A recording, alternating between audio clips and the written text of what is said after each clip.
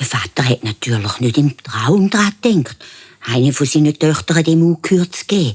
Aber er hat überlegt, wenn ich erst bis zum nächsten Vollmond wieder kommen muss, dann habe ich wenigstens Zeit, um die alles in die Ordnung zu bringen.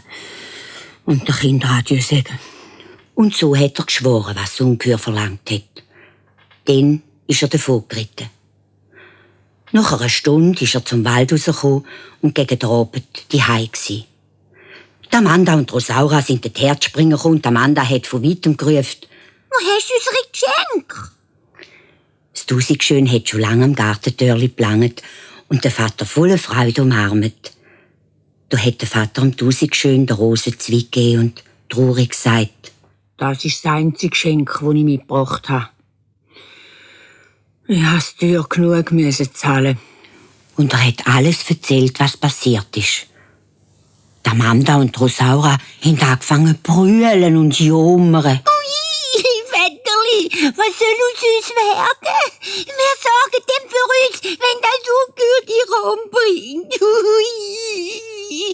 Also da ist nur die Jüngste schuld. Was braucht denn sich so eine blödsinnige Rose zu wünschen? Immer muss ja extra anstehen, die bildete Person. Und dabei heulen sie nicht einmal.